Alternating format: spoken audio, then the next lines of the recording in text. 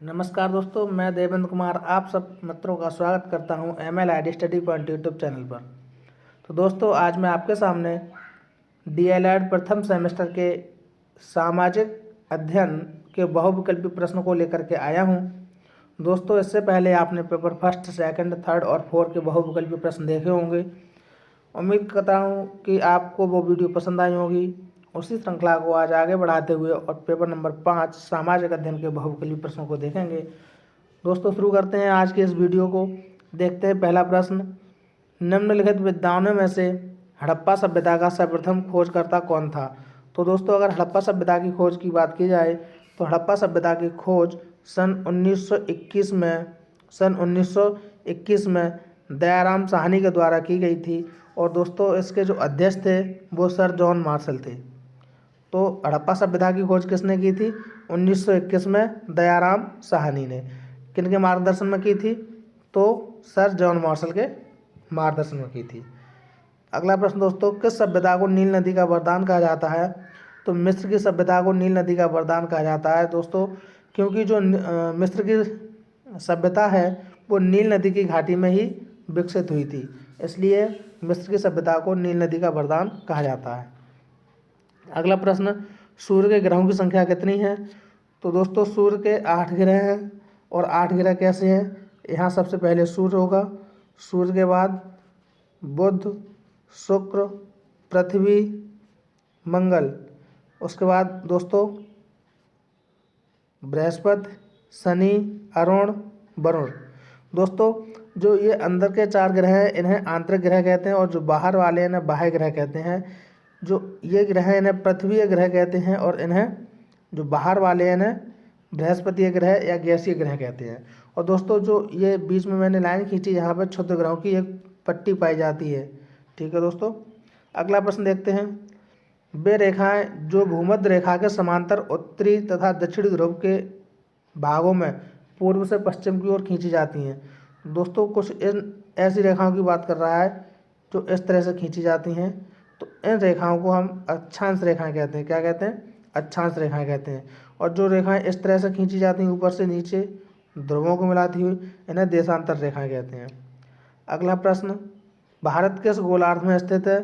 तो दोस्तों, भारत किस गोलार्ध में स्थित है इसकी बात करें तो अगर गोलार्ध की बात करें तो पृथ्वी कुछ इस तरह से है। तो दोस्तों, जो इंडिया है अपना वो कुछ यहाँ पर स्थित है। तो ये कौन सा गोलार्ध है? इधर देखेंगे तो पूर्वी गोलार्ध, और यहाँ से ऊपर देखेंगे तो उत्तरी गोलार्ध। तो दोस्तों, ये किस में? उत्तर पूर्व में है, लेकिन यहाँ इसका सही जवाब हो जाएगा उत्तरी गोलार्ध में, क्योंकि पूर्व दिया नहीं है। अगला प्रश्न, देशांतर रेखा का दूसरा नाम क्या है? तो दोस्तों, जो देशांतर रेखा है इसे मध्याह्न रेखा भी कहते हैं। क्या कहते हैं? मध्याह्न रेखा। हमारे सौरमंडल में ग्रहों की कुल संख्या कितनी है? तो दोस्तों, हमारे सौरमंडल में ग्रहों की संख्या 8 है। सबसे छोटा ग्रह बुध और सबसे बड़ा ग्रह बृहस्पति। ठीक है दोस्तों, अगला प्रश्न, पुच्छल तारे बने होते हैं। पुच्छल तारे किसके बने होते हैं? चट्टानों के आकाशीय पिंड से, बर्फ के आकाशीय पिंड से, धूल के आकाशीय पिंड से। दोस्तों, इन सभी से मिलकर के ये बनते हैं पुच्छल तारे। अगला प्रश्न 9 नंबर, एक पूर्णिमा से दूसरी पूर्णिमा तक अपनी कलाओं को पूरा करने में चंद्रमा को लगने वाला समय कितना होता है? तो दोस्तों, जब चंद्रमा एक पूर्णिमा से दूसरी पूर्णिमा तक जाता है तब इसे 31 दिन लगते हैं। कितने दिन लगते हैं? 31 दिन। कलाएँ क्या होती हैं? कभी चंद्रमा इस तरह का दिखेगा, कभी थोड़ा उससे बड़ा दिखेगा, फिर और थोड़ा बड़ा दिखेगा इस तरह से, और धीरे धीरे चंद्रमा अपना पूरा आकार ले लेता है इस तरह से। तो ये चंद्रमा की बढ़ती हुई कलाएँ हैं। तो जब एक पूर्णिमा से दूसरी पूर्णिमा तक अपनी कलाओं को विकसित करता है चंद्रमा, तो उसमें 31 दिन का समय लेता है। अगला प्रश्न 10 नंबर, गाँवों में सार्वजनिक सुविधाओं का प्रबंधन करने की व्यवस्था होती है। तो दोस्तों, जो गाँव में अगर सार्वजनिक सुविधाओं का प्रबंधन करने की व्यवस्था किसकी होती है? विकास खंड की होती है, जैसे हम ब्लॉक कहते हैं। प्रश्न नंबर 11, भारत में किस प्रकार की दलीय व्यवस्था है? तो दोस्तों, भारत में बहुदलीय व्यवस्था है। पृथ्वी का उपग्रह क्या है? तो दोस्तों, पृथ्वी का एकमात्र उपग्रह चंद्रमा है। सबसे बड़ा ग्रह, तो दोस्तों बृहस्पति सबसे बड़ा ग्रह है। हड़प्पा सभ्यता के रहने वाले थे। तो दोस्तों, जो अगर हड़प्पा सभ्यता की बात करें तो हड़प्पा सभ्यता शहरी सभ्यता थी, और वैदिक सभ्यता की बात करें तो वैदिक सभ्यता ग्रामीण सभ्यता थी। तो दोस्तों, यहाँ सही जवाब हो जाएगा शहरी। अगला प्रश्न, सिंध सभ्यता के घर किसके बनाए जाते थे? तो दोस्तों सिंध सभ्यता के घर ईंटों के बनाए जाते थे और जो ईंटों का रेशियो होता था 4:2:1 में होता था। लंबाई, चौड़ाई और मोटाई, लंबाई, चौड़ाई और मोटाई इनकी इस अनुपात में होती थी। अगला प्रश्न दोस्तों 16 नंबर, मोहनजोदड़ो की सबसे बड़ी इमारत क्या है? तो दोस्तों मोहनजोदड़ो की सबसे बड़ी इमारत है विशाल स्नानागार, विशाल स्नानागार। अगला प्रश्न, चंद्र ग्रहण की घटना होती है? तो दोस्तों चंद्र ग्रहण की घटना पूर्णिमा के दिन होती है। कब होती है? पूर्णिमा के दिन। अगला प्रश्न, सूर्य ग्रहण की घटना कब होती है? तो दोस्तों सूर्य ग्रहण की घटना अमावस्या को होती है। दोस्तों चंद्र ग्रहण कब होता है? जब पृथ्वी बीच में आ जाए, एक तरफ सूर्य हो ऐसे और दूसरी साइड चंद्रमा हो, तो जब चंद्रमा पर पृथ्वी की छाया पड़ने लगती है, कुछ इस तरह से छाया पड़ने लगती है तो चंद्रमा दिखाई नहीं देता, तब चंद्र ग्रहण होता है। और जब चंद्रमा बीच में आ जाए और यहाँ पृथ्वी रहे, यहाँ सूर्य रहे, तो चंद्रमा की छाया, पृथ्वी से जब सूर्य को देखेंगे तो चंद्रमा की छाया कुछ भाग पर पड़ती है, उस भाग का सूर्य दिखाई नहीं देता, तो वहाँ पर सूर्य ग्रहण होता है। तो दोस्तों जब चंद्रमा बीच में होगा तब सूर्य ग्रहण होगा और जब पृथ्वी बीच में होगी तो चंद्र ग्रहण की घटना होगी। अगला प्रश्न 19 नंबर, पृथ्वी से सबसे दूर ग्रह कौन सा है? तो दोस्तों पृथ्वी से सबसे दूर ग्रह है वरुण, सबसे पास बुध और सबसे दूर वरुण। पृथ्वी के सबसे निकट ग्रह कौन सा है? तो दोस्तों पृथ्वी के सबसे निकट ग्रह की बात करें तो शुक्र ग्रह है। पृथ्वी के पास कैसे? बुध, शुक्र, पृथ्वी और मंगल। तो पृथ्वी के अगर सबसे पास की बात की जाए तो यह है पृथ्वी और यह है आपका शुक्र। तो दोस्तों पृथ्वी के सबसे पास है शुक्र। अगला प्रश्न, हड़प्पा नामक स्थल किस प्रांत से संबंधित है? तो दोस्तों हड़प्पा जो संबंधित है वो अभी पाकिस्तान के पंजाब से संबंधित है, पाकिस्तान के पंजाब से संबंधित है। मोहनजोदड़ो से प्राप्त नर्तकी की मूर्ति किस धातु की बनी है? तो दोस्तों ये कांसे की बनी हुई है, जो मोहनजोदड़ो से प्राप्त हुई है नर्तकी की मूर्ति। मेसोपोटामिया किस देश से संबंधित है? तो दोस्तों मेसोपोटामिया जो है वो ईरान की सभ्यता है। किसकी? ईरान की सभ्यता है। पिता शब्द हिंदी है, इसका फारसी शब्द क्या होगा? तो दोस्तों इसका फारसी शब्द पाटर होता है, पिता का फारसी शब्द होता है पाटर। अगला प्रश्न 25 नंबर, वैदिक काल में एक ही वंश के सभी लोगों को क्या कहते थे? तो दोस्तों एक ही वंश के सभी लोगों को वंशज कहते थे। ग्रह को अंग्रेजी भाषा में क्या कहते हैं? तो दोस्तों ग्रह को अंग्रेजी भाषा में प्लेनेट कहते हैं। क्या कहते हैं? प्लेनेट कहते हैं।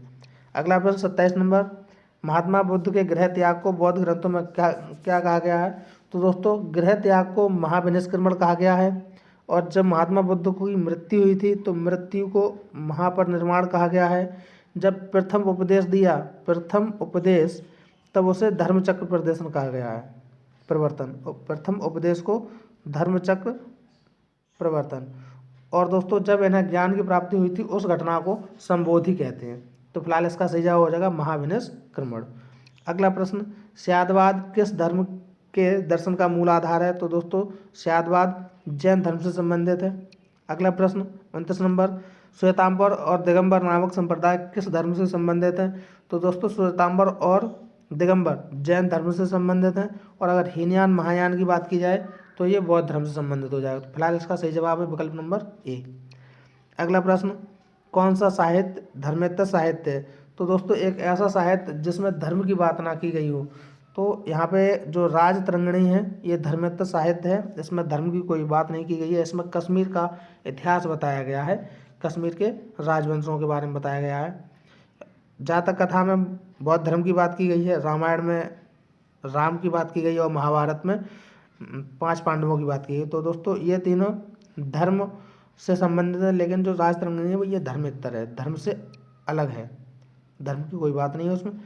अगला प्रश्न 31, इतिहास घटनाओं या विचारों की उन्नति का सुसंबद्ध विवरण है, ये कथन किसका है? तो दोस्तों ये कथन रैम्पसन का है। किसका है? रैम्पसन। अगला प्रश्न, पुरापाषाण की महत्वपूर्ण उपलब्धि क्या थी?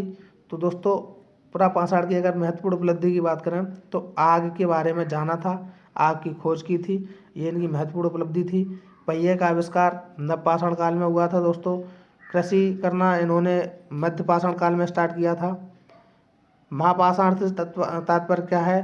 तो दोस्तों महापाषाण से तात्पर्य है कि जब लोग पत्थर के औजार और पत्थर के ज़्यादा से ज़्यादा सामान का यूज़ करते थे। तो दोस्तों यहाँ क्या हो जाएगा? महापाषाण से तात्पर्य पर्वत श्रृंखला से। धार्मिक अनुष्ठान, क्यों पाषाण का मतलब ही होता है पत्थर, तो दोस्तों पर्वत श्रृंखला से। शाम का अर्थ क्या है? तो दोस्तों शाम का अर्थ है गान। क्या है दोस्तों? गान करना। वेदांग कितने हैं? तो दोस्तों 6 वेदांग हैं। 4 वेद 6 वेदांग। वेदांग को हम जो वेदों के अंग जो हैं, वेदों को समझने के लिए जो बनाए गए थे, उन्हें हम वेदांग कहते हैं। गैर मान्यता विवाह कौन सा है? तो दोस्तों जो गंधर्व विवाह है उसे गैर मान्यता विवाह कहते हैं, जिसे हम अब लव मैरिज कह देते हैं। जो लव मैरिज होता है उसे प्राचीन काल में गंधर्व विवाह कहते थे, जो गैर मान्यता विवाह है। अगला प्रश्न, उत्तर वैदिक कालीन संदेश वाहक क्या कहलाता है? तो दोस्तों उत्तर वैदिक काल में जो संदेश लेकर के जाता था, जैसे आज बात करें तो आज ढाकिया कहते हैं, तो उसी व्यक्ति को उत्तर वैदिक काल में क्या कहते थे? तो उत्तर वैदिक काल में दूत कहते थे। अगला प्रश्न 39 नंबर, बुद्ध के समकालीन सम्राट माना जाता है। तो दोस्तों बुद्ध के समकालीन जो सम्राट है वो अशोक है। राजक कौन होते थे? तो दोस्तों राजक कौन होते थे? मौर्य शासन के न्यायाधीश जो होते थे उन्हें राजक कहते थे। सांची का स्तूप कहाँ स्थित है? तो दोस्तों सांची का स्तूप MP में स्थित है, जिसे अशोक ने बनवाया था।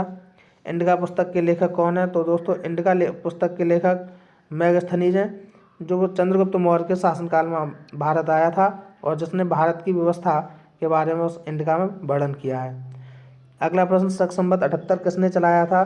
तो दोस्तों शक संवत 78 ईस्वी कनिष्क ने चलाया था। जब कनिष्क 78 ईस्वी में गद्दी पर बैठा था, 78 ईस्वी में गद्दी पर बैठा था, तभी उसी वर्ष उसने शक संवत चलाया था।